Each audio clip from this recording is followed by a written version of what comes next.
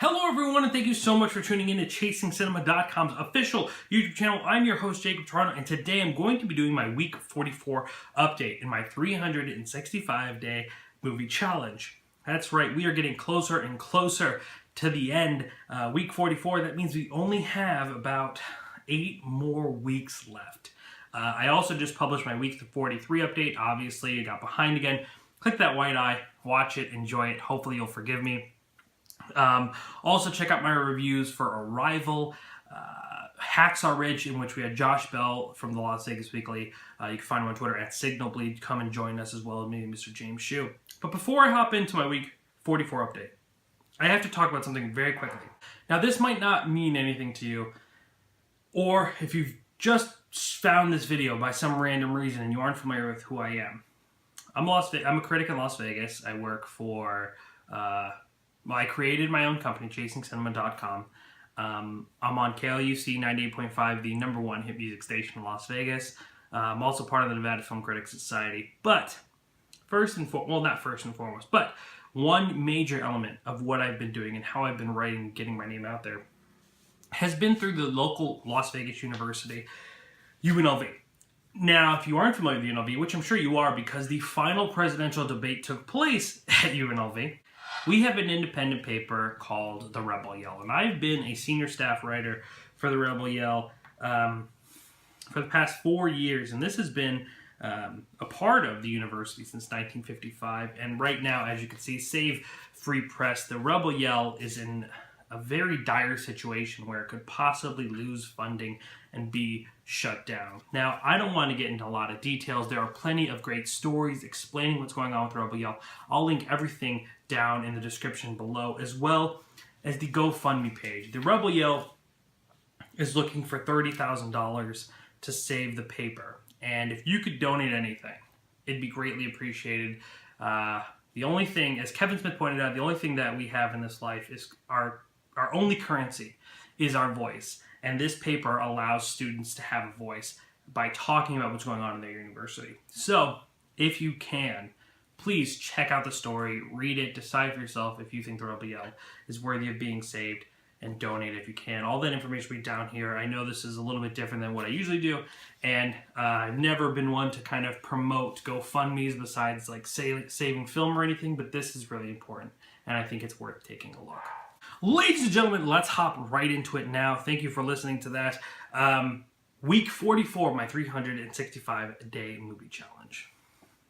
So, this movie challenge ended the October month of horror and thrillers because the only day, Halloween, October 31st, took place on a Monday. So this is the last horror film that I watched in celebration of that month. And that was the remake of Village of the Damned. If you watch my Week 43 update, I reviewed Village of the Damned, the original UK version. This one, I reviewed the John Carpenter remake. And this movie is incredibly disappointing. Many warned me, including my good friend Josh Bell. You can see in the videos that I mentioned above. You can find him on Twitter at SignalBleed or JoshBellHatesEverything.com.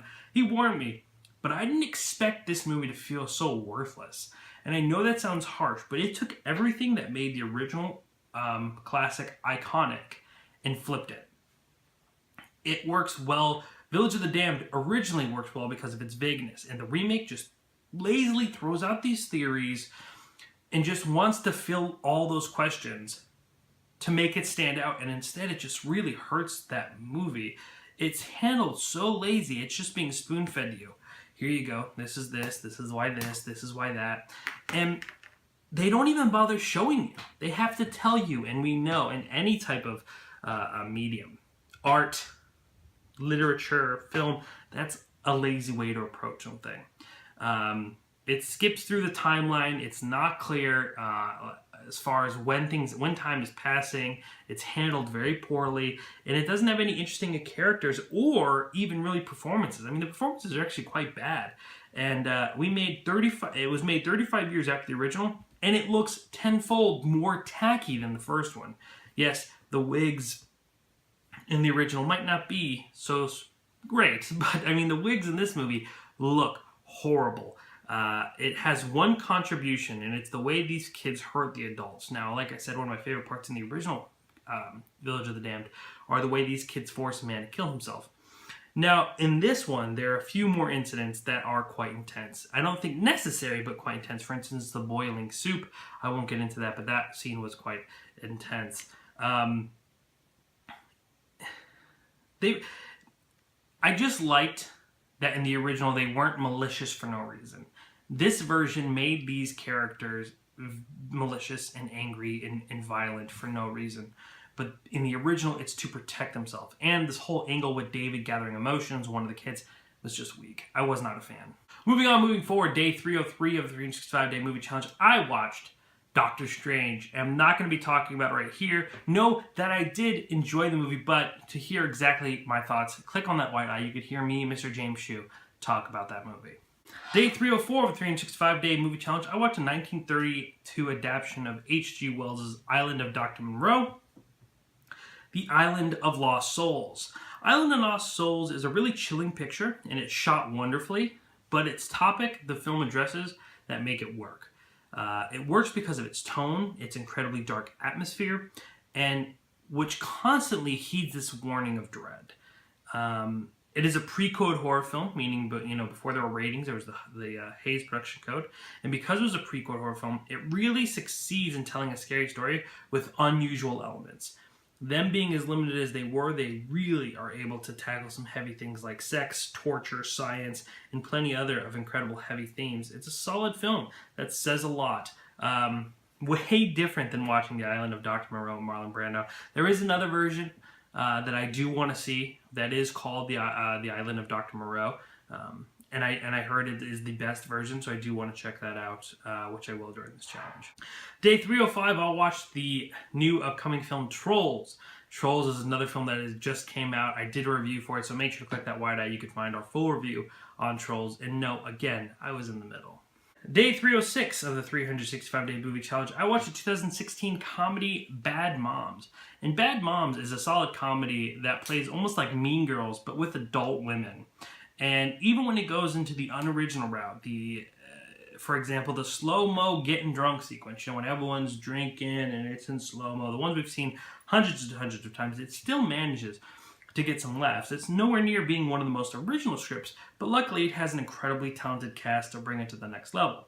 It may fall into a common subgenre, but the performances of Christina Applegate, Catherine Hahn, and Kristen Bell really make it stand out. Day 307, I watched the documentary Weiner.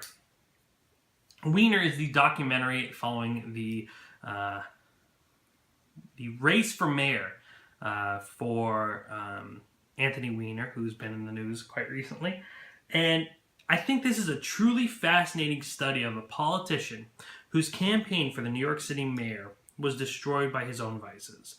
It gives viewers this incredible exclusive fly-on-the-wall experience during the controversy of Anthony Weiner's sexting scandal.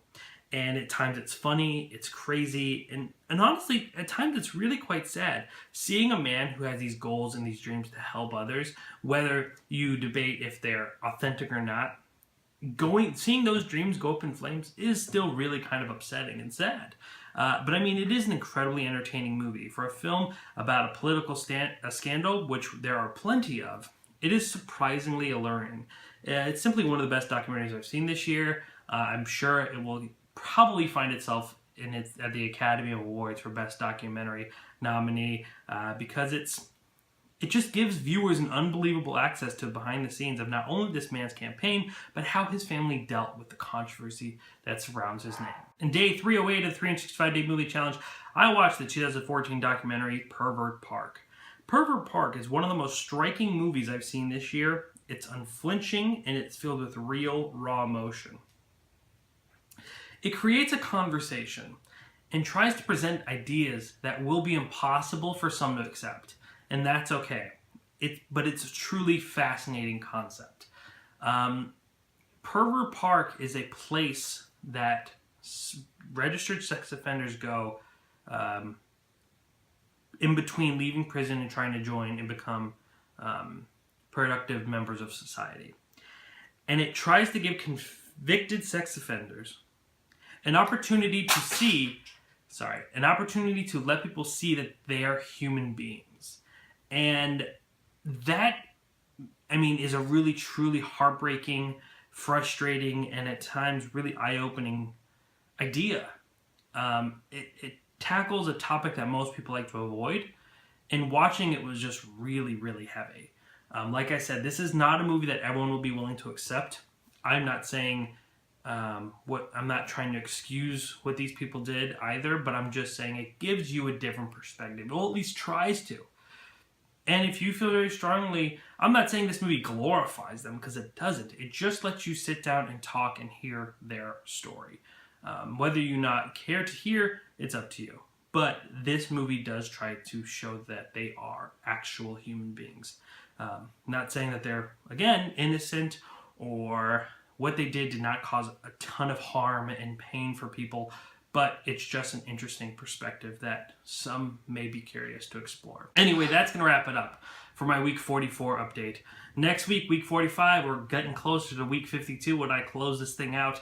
Ladies and gentlemen, thank you so much for taking the time to watch this video. If you liked it, slap a like on it with a thumbs up. If you have any recommendations, let me know down here in the comment sections below. If you never want to miss a video or any of my reviews, hit that subscribe button. Again, click that white eye. A bunch of links will drop down. Ladies and gentlemen, my name is Jacob Tiranno, and please continue chasing cinema.